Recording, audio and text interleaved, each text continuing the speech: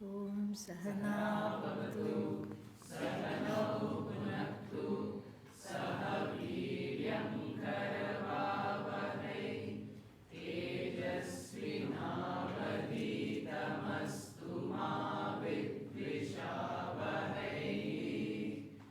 Om Shanti Shanti Shanti.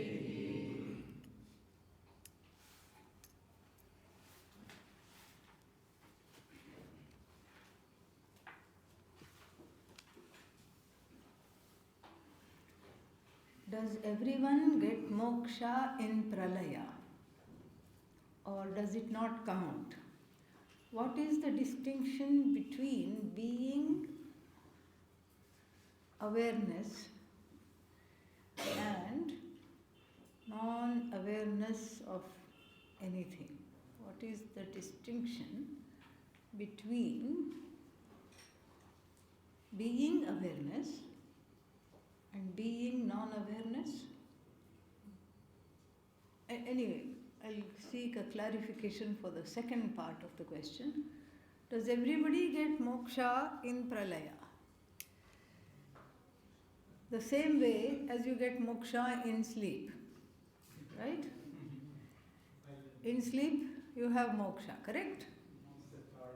Yeah, you have moksha. Even if you don't have moksha, other people have moksha from you. Because they don't have to deal with you when you are asleep. That is a fantastic thing. So, sleep is moksha. No credit card debt, no worries, no enemies, no fears, no tears, nobody is against you, no samsara. In fact, no jagat. Sleep is moksha. And then pralaya is a little longer sleep, that's all. When the jiva comes out from sleep, what happens? Same old things,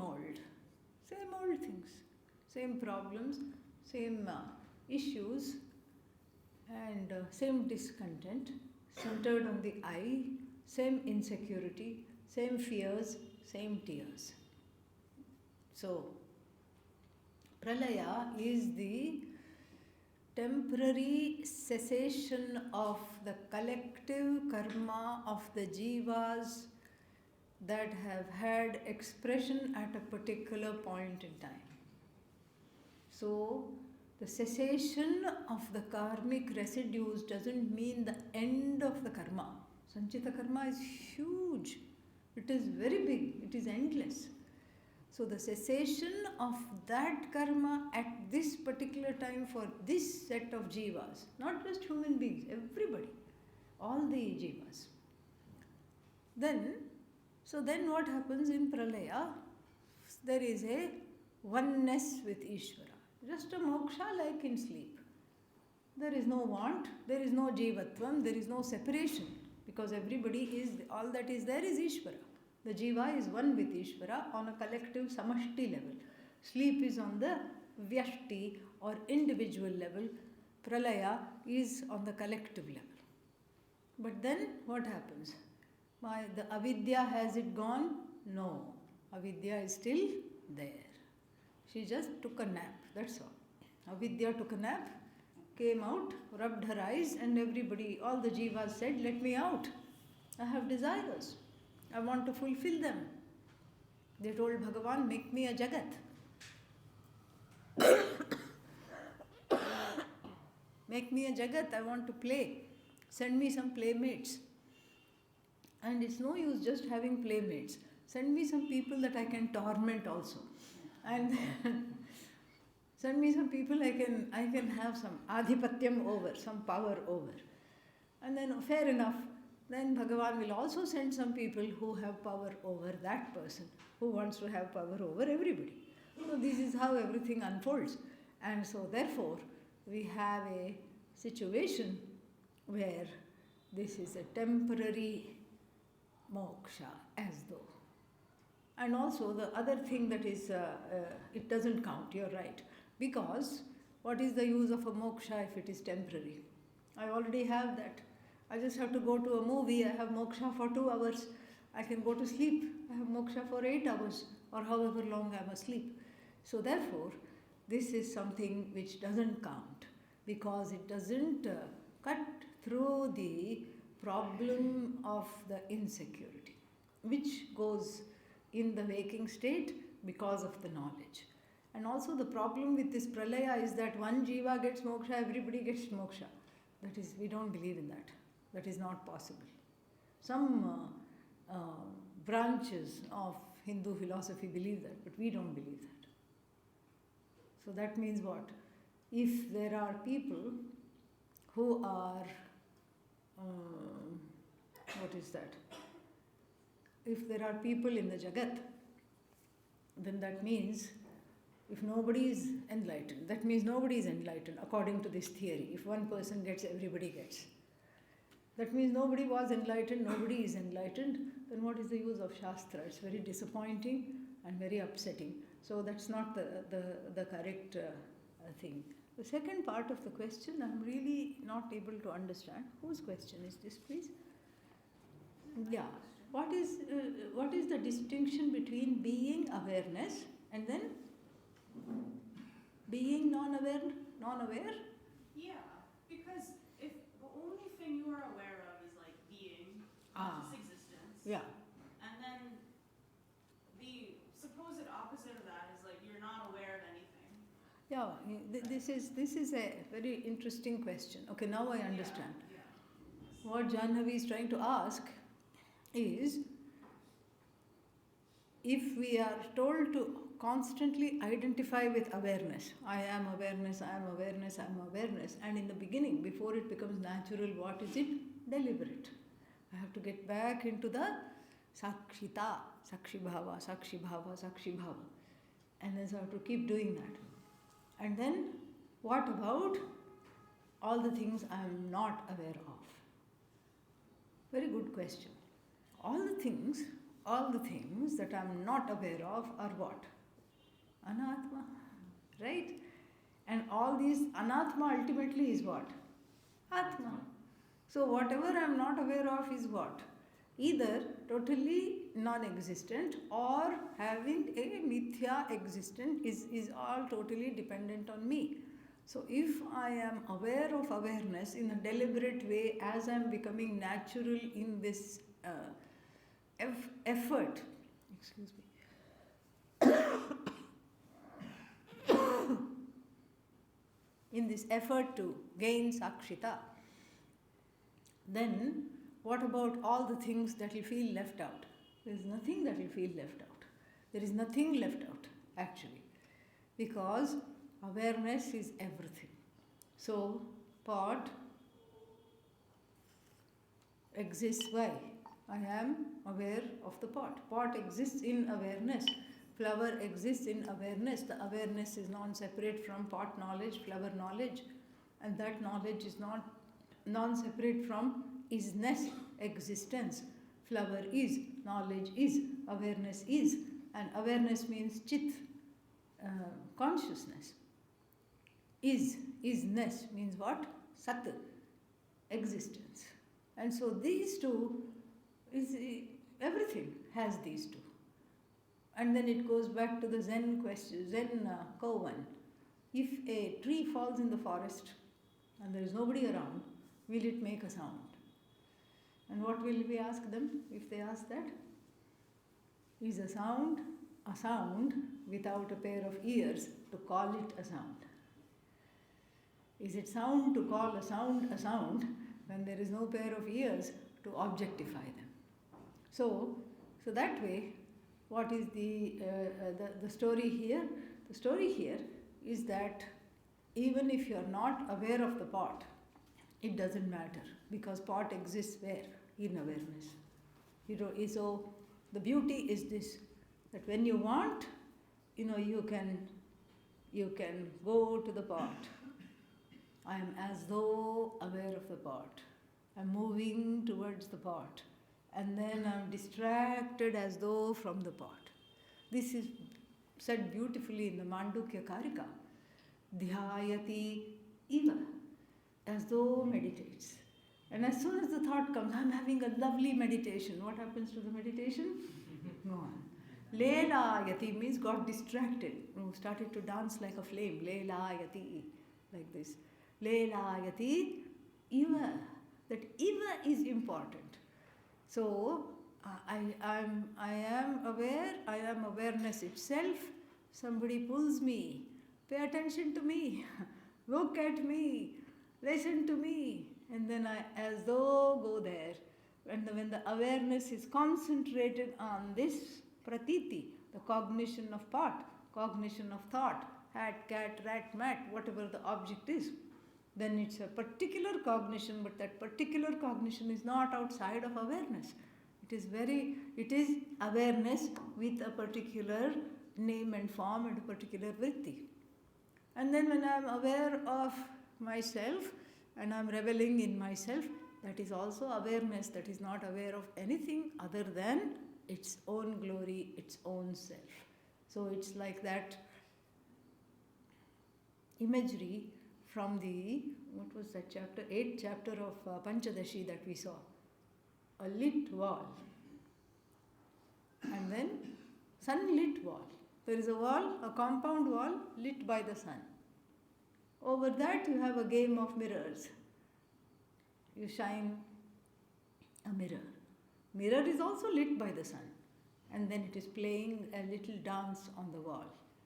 And suddenly, from the wall, I go to the mirror. And then the mirror is elusive, it goes away, and then it is back to the wall.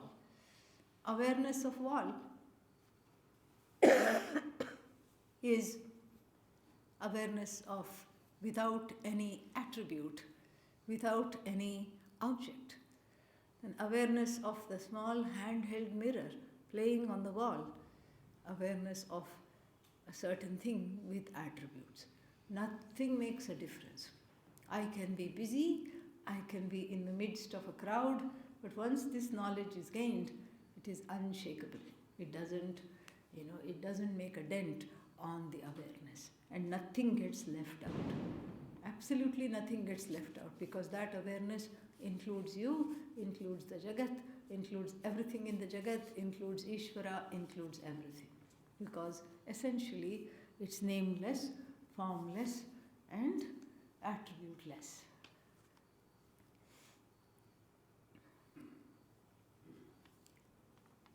Have you ever met a sadhu who was not a jnani?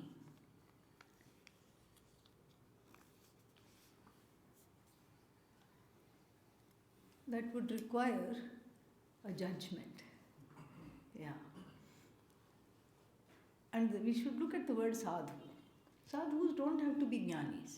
Sadhus have to be sadhus. If they are a jnani, it's a plus, plus, plus. That's wonderful. Parakaryan sadhnoti iti sadhuhu. If you are asking the question, who is sadhu, then parakaryan sadhnoti. Sadh, to accomplish, to help, to be there. Sadhnoti, the one who performs, the one who helps. Parakarya, helps others by doing their work, by easing their burden. That is a sadhu. So if we take it as a general term, sadhu means a very good person. But here if you take it as a religious person, it all depends. If they have had exposure to Vedanta Shastra. I take it as I take it that people who have studied the Shastra have the knowledge, unless they come to me and tell me otherwise. That's a very good way to look at it. This is how the Veda looks at it. Acharyavan Purusho Veda. This is in the Chandogya Upanishad, 6th chapter. A man is, very nice story is given. A man, a very wealthy businessman from the Gandharva, modern day Kandahar, Afghani man, okay, pre-Taliban. And is abducted by good-for-nothing people, robbers. They gag him and then they blindfold him, give him instant vairagya. How? By relieving him of all his gold. He had gone to do a business deal. They give him instant vairagya, tie his hands and legs, throw him in the forest and push off, run away. With great difficulty, even with the bound hands, he is able to take the gag off the mouth and he screams, Baddhoham, I am bound. I am from Gandhara. I have lost my way. Help, help. And then what? In response to the cries, a good Samaritan, sadhu, comes. Sadhu comes, and what does the sadhu say? Unties the blindfold, puts some balm on the places where the hands and legs were hurt with the rope and everything, and then says, Gandhara is that way. Where were you headed? The opposite way. You have to go back that way. That is Gandhara Pradesha. Keep going that way and ask along the way. And then you will find your destination. You will be able to go back home. This story is replete with wonderful metaphors, absolutely lovely metaphors. The wealthy businessman is what? Jiva. And the instant vairagya, being robbed of what? Being robbed of viveka. Being robbed of viveka. Being bound is samsara. Being bound and lost from one's own home. What is one's own home? Om. Om is home. And so being lost away from home, suffering as a result, feeling disoriented because being fallen into the jungle of samsara. And the good Samaritan is who? Guru, Acharya. So the Acharya comes, turns him to the right direction, opens his eyes. That's the main thing. Opens the blindfold and then turns him, makes him abhimukha towards the meaning of Om, and then sets him free in that area, and then that is Shravanam, and then asking people along the way, Mananam, Nididhyasanam, etc. Then he goes. But then even before we know, we are never told whether he found Gandhara or not, whether he found his house or not, whether he was reunited with his family members or not. We are never told that. Instead, what are we told? Acharyavan Purushaha Veda. The one with a teacher knows.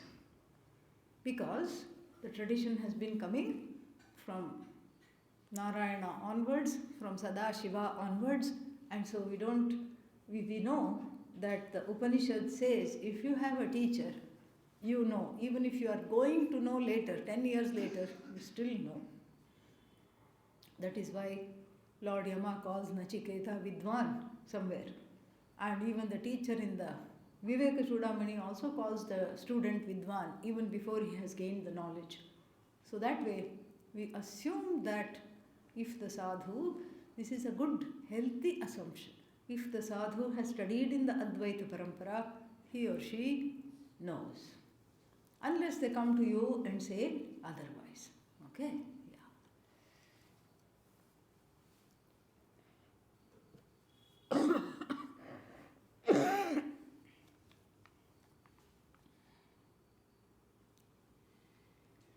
How to overcome sadness created by time as we are at the end of the course.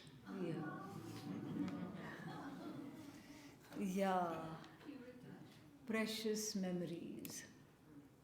Really, I don't know how this time has gone, how this time is going. So beautiful. We have shared so much together. There is so much oneness right here, right now, every day.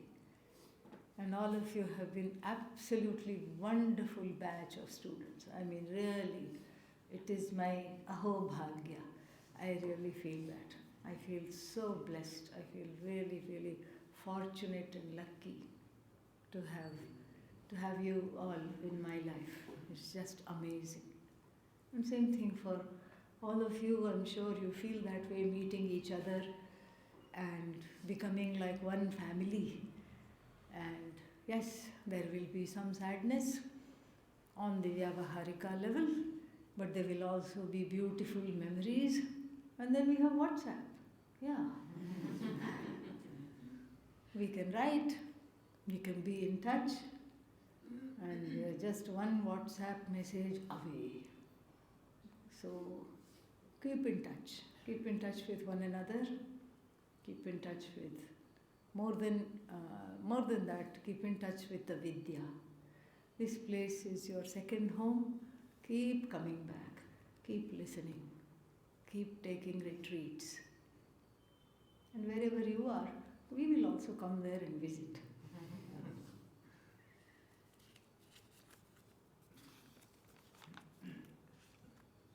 Sadness can be overcome by enjoying the present.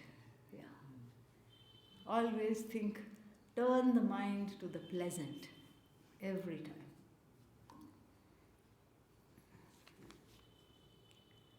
Do jnanis still lose Atmajnanam in the dream? Or does Ajnanam temporarily return while dreaming? No. There is no loss. Because what is dream? Mithya.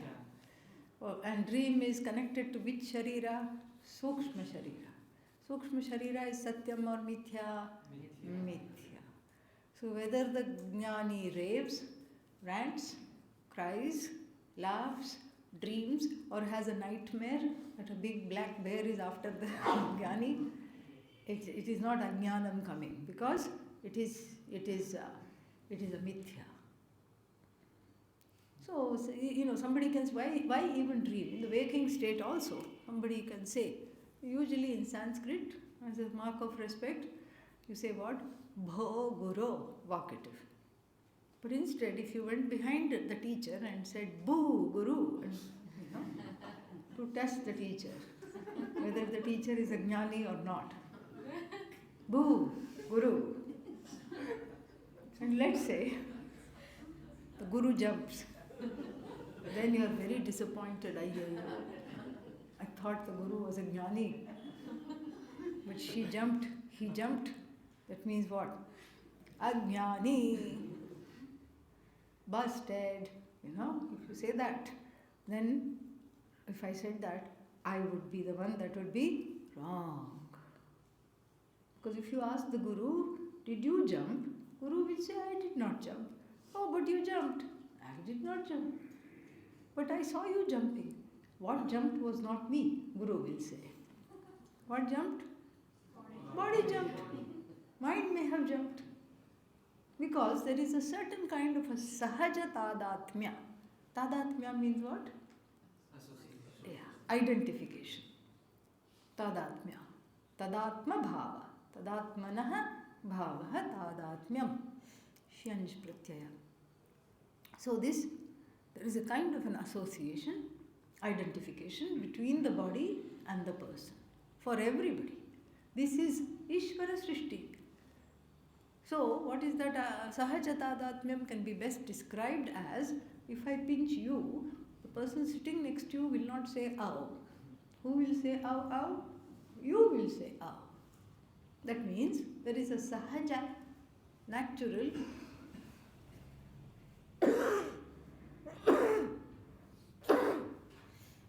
God-made identification.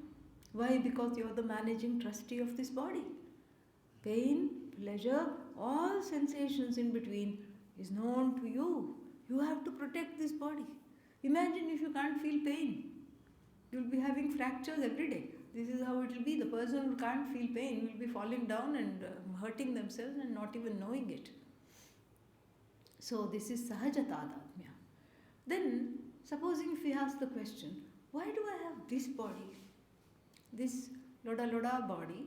Loda loda is an onomatopoeia. I don't think I need to translate or define that.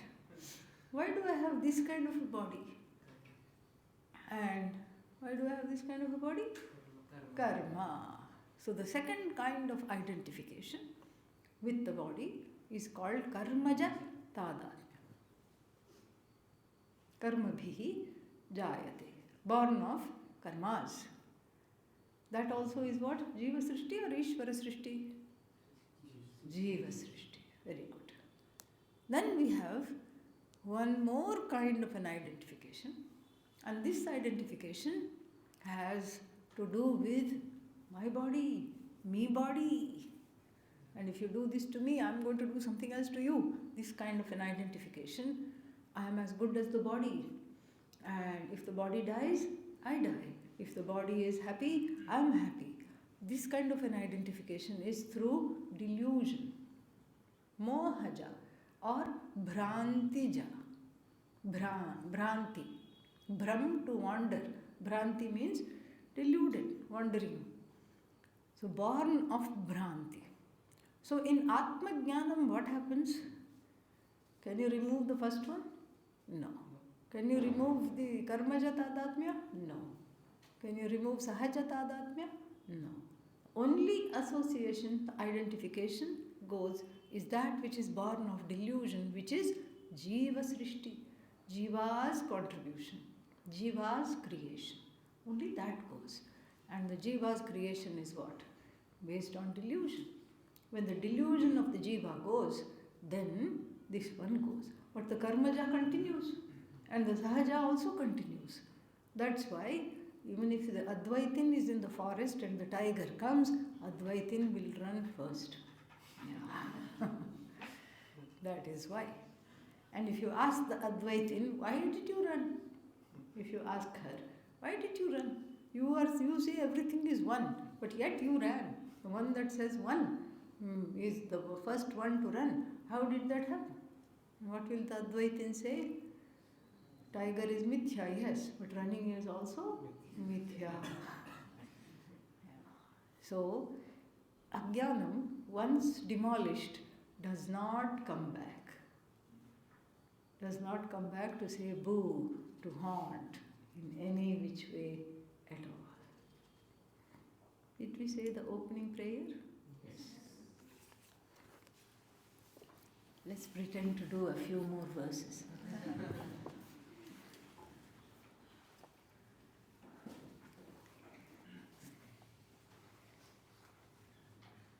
17th we did, right?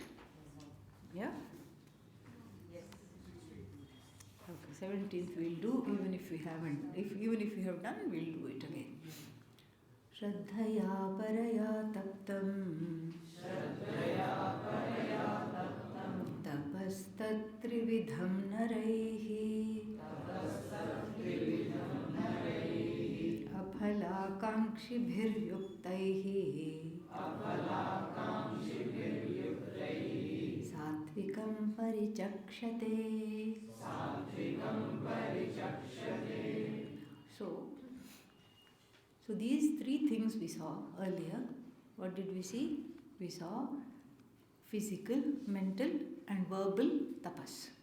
And these three are further going to be classified as sattvic, rajasic and tamasic. Sattvic is that which parichakshate, it is called sattvic, which is aphalakankshibhihi yuktaihi, by people who are together. We did see this because I explained the 6th verse chapter, which is 6th chapter verses which define yukta. So the one that is dripping with shraddha by people who have no other expectation of results than spiritual, emotional, mental growth. That's all they want. They just want Bhagavan to bless them to come closer to Bhagavan. That's all they want. So this is called, this is called Sattvika tapas. Then the second one, Satkaramana Pujartham Tapodambhena Chaivayat Kriyate Tadiha Proktam Rajasam Chalamadhruvam. Satkara. Satkara means tea, coffee. Somebody is offering. Many restaurants in India are called Satkar. Hospitality. So this is what I want. I want everybody to be nice to me. I want everybody to serve me. Satkarya means good things should happen to me by other people, even without me doing good things to them. This is the thing. And then Satkara Mana. Mana means I should be honored. There are people in any group you see, they will gravitate towards the front and they will want to be gallanted. They will want to be in the line of among the people who receive presents and bouquets. Because there is an insecurity, poor things, they haven't dealt with it. That's why.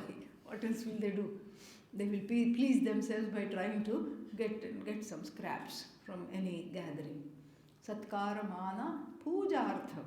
I am puja yogya. Actually, every jiva can say that. I am worshipful, everybody can say. But in a proper way. Understanding one is non-separate from Ishvara, one can say that. But here that knowledge is not there. So therefore, one wants to be worshipped, one wants to be, seen as kind, giving, as compassionate, as giving and considerate without being compassionate or considerate or giving. There is a public persona and a private persona. So this is what is called Rajasam. So then it is Chalam. Chalam means it's not lasting, that's why. It will end quickly. Adhrumam means it is uncertain. Uncertain, unlasting, this is what it is. Then let us look at the Tamotapaha. Tamastapaha. Mudhagrahenatmano yat.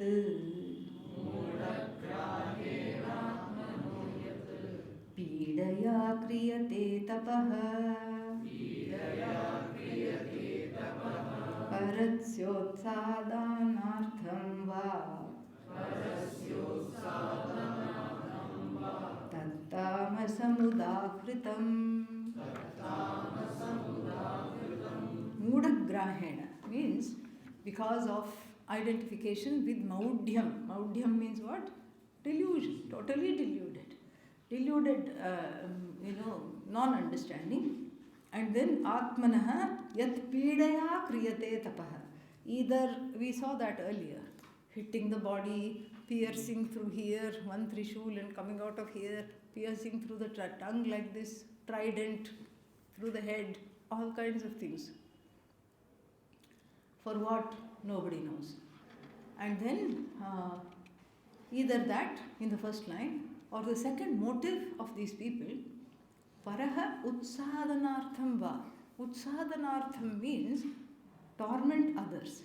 You see, in the Mahabharata, it is just one revenge after another. It's like, when does this saga of revenge stop? I don't know. This one, King Drupada, what did he do? He had a peeve. He had a fight with Dronacharya. Who is Dronacharya? Yes, Guru of both of them actually. Yeah, Guru of the Rajaputras. And so he didn't like him very much. There's a whole story. And he wanted to take revenge. So what did he do? He did a huge yajna. He didn't have children. He was getting old. So he said he did a huge yajna in order to manifest children who would take out Dronacharya. Out of that, twins came. Draupadi and Drishtadyumna. This is why. This is why they were born. Think of what a complex they will have. No therapy can cure this complex. I was born only because my father wanted me to destroy somebody. Terrible. Horrible. But this is how it is. Each one is like that. And he quietly bided his time, played with the children, waited till they grew up and fed them all kinds of nonsense about this Drona and everything, so that they were also completely against everything and they just grew up feeding that, pieces of need for revenge. They were just used for the father's revenge. This is how it is. And there are many such examples. That's why the Ramayana and Mahabharata are archetypes. Very, very interesting archetypes.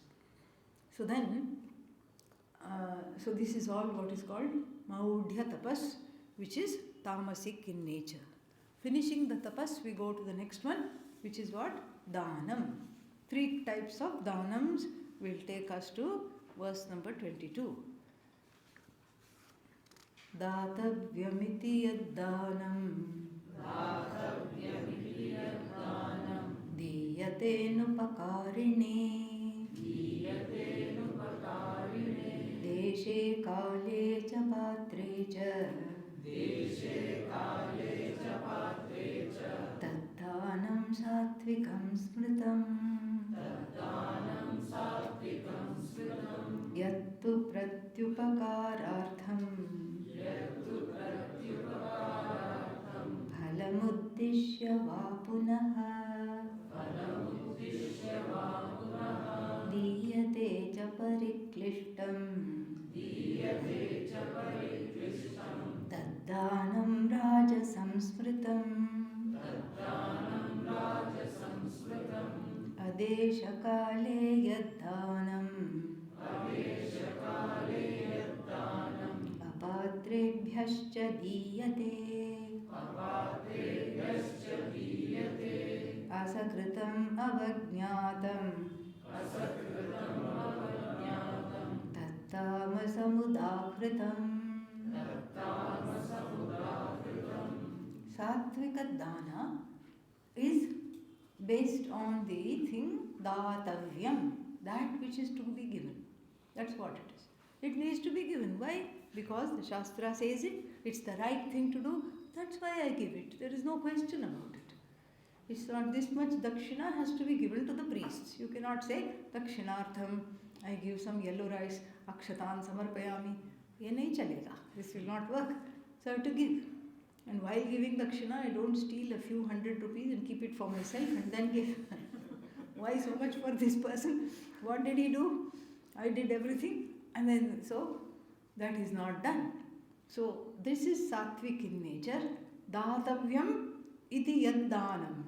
That which is given because it is the right thing to do. And then diyate anupakarine. Who is it given to? The person who will never ever be able to return it in the same way, and the person who will never ever perhaps not return it in any other way. Let's say you give somebody 50,000 rupees. Why? Because they needed it. Why? Because you happen to have it. And then you just give it. You don't say it's a loan. You don't specify it's a loan. Just say you give it. And then after that what? You know they don't have money. They're not going to give you back that money. But then what? There might be a hidden expectation.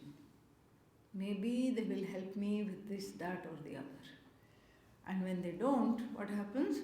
I get upset. I get angry. See, I helped you. And what are you doing? You can't even bring me a glass of water. I've done so much for you. This kind of a feeling is not sattvic. This is what it says. Anupakarine. Anupakarine means the person cannot return in the same way and may not return in any other way also. Through time, through help, nothing. But you give, and the best dana is that, which is dana means charity, giving. But best dana is that which is forgotten as soon as you have given. But what do? We remember the dana, right? Yeah, and we remember the grudges. This is what we do. What needs to be forgotten, we should forget. And so, then 3 other things should be remembered while giving the dana. Desha. Desha means what is the place. Desha, like pilgrim spots, certain places where annadanam is given, etc. Kala, what is the time? Time means like, if supposing somebody needs to go to the doctor today and you tell them, hang in there, I will take you after 2 years. Is that of any use? No. So when it is needed, kala and patra. Patra doesn't mean vessel. What does patra mean?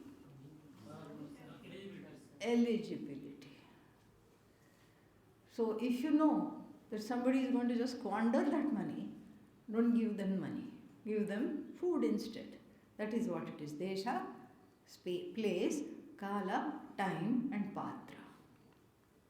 That is the sattvic dana, which keeps all these into consideration. Then the rajasic dana is this. Yattu pratyupakarartham. It is given only for the sake of reaping benefits later. Either what kind of benefits? Overt benefits or covert benefits later. And that is pratyupakarartham. Phalamuddishya va punaha, or being helped later on in return. Like the person gives to a politician for the political fund, and then that man gets elected. And then what does this person do? Go to them and say, okay, pass this tender for me, pass this business opportunity. No, but it's illegal. So what? I brought you into office. You have the chair because of me. You are sitting here, so I gave to your campaign fund. Now you have to fund this project like this. This is Rajasic. And then the third thing about the Rajasic one is Pariklishtam diyate. Means there is a lot of pain while giving it. Ayyo, so much money. Do I have to give? No, I don't have to give. Yeah, but if I don't, it's not good. I have to give. But I don't want to give. And even after giving, there is sadness. Like, why did I give? I shouldn't have given so much. Maybe I should have just kept back a few things like this. That is Rajasic Danam. Then Tamasik. Adesha kale yad danam apatrebhyascha diyate. Adesha, akala, apatra. All three things are wrong. The time is wrong, the place is wrong, the manner of giving is wrong, and the person to whom it's given is also wrong. Somebody goes and gives a rich person dana. What is the use? But that is how it is. Then asatkritam. Asatkritam means belittling the person who gave. Condescendingly giving. Condescendingly giving means what? Yeah, God gave you 2 hands and 2 legs. What are you doing with it? You're not doing anything. You're living on handouts. If you tell somebody that and give, will they feel good about receiving? Not at all. So the asatkritam avagnatam means khandanam, criticizing them, belittling them, especially in public, all that which is done, and then to wrong time, wrong place, wrong people, unworthy in every way. Such dana is called what? Tamasik. And then now on the 23rd verse, very beautiful verse, 23rd verse, and then its meaning extends to 24th, 25th also, 26th. So what is this verse? This verse answers Arjuna's question asked in the beginning. What was the question he asked? He said, supposing somebody has a lot of Shraddha, but they are Vedabhahyaha, or they don't know what to do. So Vidhim Utsrijya, they are Shastra Vidhim Utsrijya, Yajante. They are still worshipping, they are devout, but then they don't have a lot of knowledge what to do. So what should they do? Are they Sattvic, Rajasic, or Tamasic? So after pointing out what is Sattva, Rajas, Tamas with regard to religious austerities, Dana, Yajna, Tapaha, Ahara, etc., the Lord then gives a mantra to make up for these people who have Shraddha but who might have omitted a few things in the worship, in the Dana, in the Tapa, in the Yajna. And what is that mantra? Om Tat Sat. This is the mantra. Let us chant that. Om Tat Saditi Nirdeshaha. Om Tat Saditi Nirdeshaha. Brahmanastrividha smritaha. Brahmanastena vedascha. Yajñāscha vihitah pura. So, this Om Tat Sat, it is a expression of Brahman. It is just nothing but Ishvara in a threefold way, and we'll see that. And that Brahmanaha, Brahmana means the Vedas. The 4 Vedas. Brahmanaha tena. By that, the Vedas, what did they do? The rituals, etc. This is how Brahmaji created at the beginning. After he created, what did he say? Om Tat Sat. And so, if to complete a yajna, which has lots of omissions and commissions, what do you say? Om Tat Sat Sarvam Krishnarpanamastu Sarvam Shivarpanamastu, something you say. And that means what? It is just done. But not if you are doing what is that, Rajasik Danam and saying Om Tat Sat. Yeah, no. After it is an inadvertent slip to make up for that. All right. Have a nice weekend. Weekend started early. Om Purnamadav